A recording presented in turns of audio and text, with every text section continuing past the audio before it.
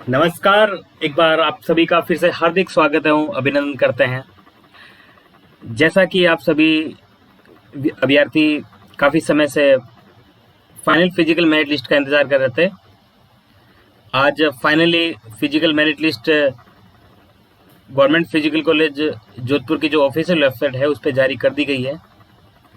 अगर आप अपना लिस्ट में नाम देखना चाहते हो तो आप गवर्नमेंट की जो ऑफिशियल वेबसाइट है उस पर विजिट करें। होम पेज पे ही आपको महत्वपूर्ण सूचना के सेक्शन के अंदर final physical merit list section दिखेगा। वहाँ पे आपको 2 लिंक मिलेंगे लेटेस्ट, जो कि जोधपुर कॉलेज के लिए अलग से लिस्ट जारी की गई है जिसमें 50 कैंडिडेट को सिलेक्ट किया गया है, और प्रतापगढ़ कॉलेज के लिए भी 50 कैंडिडेट को सिलेक्ट किया गया, उसकी लिस्ट भी अलग से जारी कर दी गई है। उन दोनों कॉलेज की जो रिपोर्टिंग भी आपको कॉलेज पे ही करनी होगी। इसके अलावा जो कैंडिडेट सिलेक्ट हो चुके हैं उन कैंडिडेट को एडमिशन लेने के लिए अब कौन सा प्रोसेस फॉलो करना पड़ेगा, इस वीडियो के माध्यम से मैं आपको सारी जानकारी दे दूंगा। आप वीडियो के एंड तक बने रहें ताकि कोई भी जानकारी आपसे मिस ना हो। तो चलिए सबसे पहले अपन बात करते हैं जोधपुर कॉलेज की जो मेरिट लिस्ट जारी हुई है उसके बारे में। तो मैं सबसे पहले होम पेज पे आपको स्क्रीन पे दिख रहा है, आपको फर्स्ट ऑप्शन में आपको मिलेगा डीपीएड 2022 जोधपुर सिलेक्शन लिस्ट, उस पर आपको क्लिक करना है। जैसे आप क्लिक करेंगे पीडीएफ लिस्ट आपके सामने ओपन हो जाएगी। वहाँ पे किस कैटेगरी की कितनी फीस आपको जमा करवानी है वो यहाँ पे लिखी हुई है। अगर आप सामान्य, ओबीसी, ईडब्ल्यूएस, एमबीपीएस कैटेगरी के कैंडिडेट हैं तो आपको 16,250 रुपये आपको जमा करवाने हैं, जो कि डीडी के माध्यम से होगा। और जो ड्राफ्ट रहेगा वो शारीरिक शिक्षा महाविद्यालय जोधपुर के नाम से कटेगा। उसका पूरा डिटेल आपको मैं बता दूंगा वीडियो के माध्यम से, ठीक है। और अगर कोई कैंडिडेट अनुसूचित जाति या अनुसूचित जनजाति कैटेगरी में आता है तो उसको 13,750 रुपये जमा कराना है डीडी के माध्यम से। और रिपोर्टिंग का जो अंतिम डेट रखा गया वो 10 नवंबर रखा गया। 10 नवंबर तक आप डीडी बनवा के और कॉलेज में जमा करा सकते हैं, ठीक है। वैसे ही अगर अपन बात करें दामोदर कॉलेज प्रतापगढ़ के लिए, तो प्रतापगढ़ कॉलेज का भी लिंक वेबसाइट के होम पेज पर दिया हुआ है। सेकेंड नंबर ऑप्शन आपको मिलेगा डीपीएड 2022 प्रतापगढ़ सिलेक्शन लिस्ट, उस पर क्लिक करना है। यहाँ पे एक चीज इंपॉर्टेंट है कि आप अगर कोई भी कैटेगरी में आते हो आपको 16,550 रुपये जमा करवाने हैं, ठीक है। चाहे आप सामान्य कैटेगरी में हैं, ओबीसी, ईडब्ल्यूएस, एमपीएस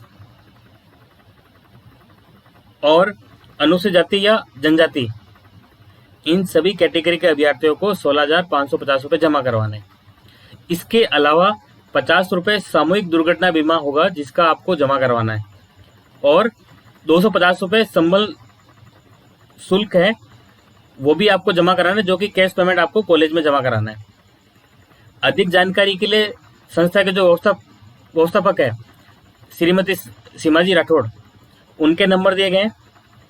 इसके अलावा विजेता जी ढाका हैं, उनके भी नंबर पीडीएफ में दिए हुए हैं। आप उन दोनों से संपर्क करके और अगर आपको कोई जानकारी चाहिए तो आप जानकारी प्राप्त कर सकते हैं। जो प्रतापगढ़ दामोदर के लिए जो डीडी बनेगी वो regional teacher training college Pratapgarh के नाम से बनानी है आपको, ये खास तौर से चीज़ें ध्यान रखें। और इसके अलावा जिन जिन अभ्यर्थियों का सिलेक्शन हुआ है इस पीडीएफ के अंदर ही उनका लिस्ट दिया गया है, जिसमें रजिस्ट्रेशन नंबर, नाम, father name, gender, date of birth, category, merit list कितनी बनी है और फाइनल सिलेक्शन कौन सी कैटेगरी के अंदर हुआ है। काफ़ी अभ्यर्थियों के वीडियो के अंदर ये भी कमेंट आ रहे हैं कि सर मेरा तो ओबीसी कैटेगरी या एसी कैटेगरी के अंदर आ रहा था, पर कुछ डॉक्यूमेंट त्रुटियों की वजह से उन कैंडिडेट को उनकी जो एक्चुअल कैटेगरी के अंदर ना लेके उनको जनरल कैटेगरी के अंदर लिया गया था क्योंकि ये स्पष्ट रूल्स के अंदर लिखा था कि जो भी अभ्यर्थी डॉक्यूमेंट को फुलफिल नहीं करेंगे या फिर ऐसी कोई जानकारी जो गलत जानकारी दी गई है, उन कैंडिडेट को जनरल कैटेगरी के अंतर्गत उनको माना जाएगा। ठीक है, तो उन सभी कैंडिडेट्स की लिस्ट फाइनली आज जारी कर दी गई है। ठीक है,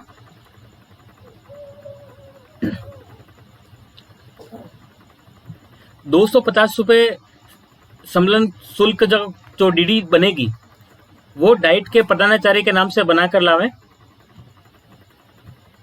ठीक है, इसके अलावा एक चीज और जानकारी मैं आपको देना चाहूंगा।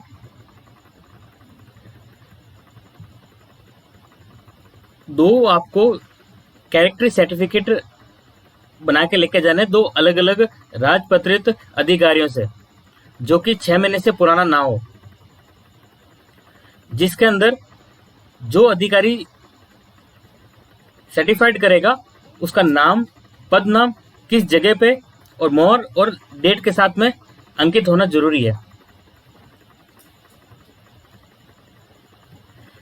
और एक चीज और क्लियर कर देता हूं, जिस भी अधिकारी से आप अटेस्टेड करवा रहे हैं वो अधिकारी आपके संबंधी नहीं होना चाहिए। ऐसा नहीं हो कि मेरे मामा, मेरे अंकल, उनके आप साइन करवा के लेके आ रहे हो, वो एप्लीकेबल नहीं है।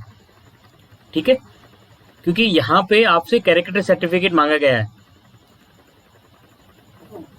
समझो मेरी बात आप। चलिए, इसके अलावा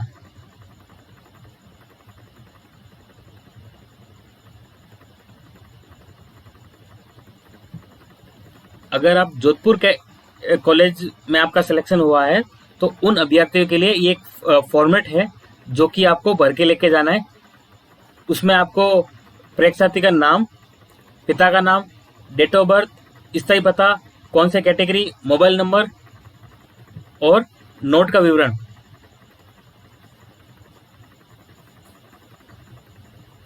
ठीक है, ये आपको फुलफिल करके लेके आना। जो नोट आप लेके जा रहे हो उस नोट के अकॉर्डिंग ये आप चाहे तो कॉलेज वहीं जाके आप भर सकते हैं। क्लियर है?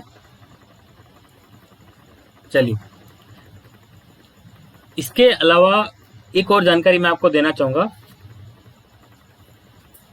पिछले काफी दिनों से अभ्यर्थियों के कमेंट आ रहे हैं कि सर और कोई मेरिट लिस्ट निकलेगी क्या, हम लोग भी मतलब इस बार डिबेट कर सकते हैं कि नहीं कर सकते। तो उन सभी अभ्यर्थियों से कहना चाहूंगा कि फाइनली जो जितने कैंडिडेट की रिक्वायरमेंट, जो सीट अलॉट थी, उन सभी अभ्यर्थियों को सिलेक्ट कर लिया गया है। ठीक है, अब उन अभ्यर्थियों में से जो जो कैंडिडेट एडमिशन नहीं लेते हैं, तो हो सकता है कि फिजिकल जिन्होंने दिया है उनमें से ही और एक लिस्ट जारी हो सकती है। बाकी फिजिकल के लिए और कोई लिस्ट जारी नहीं होगी। ठीक है, वीडियो के एंड तक बने रहने के धन्यवाद।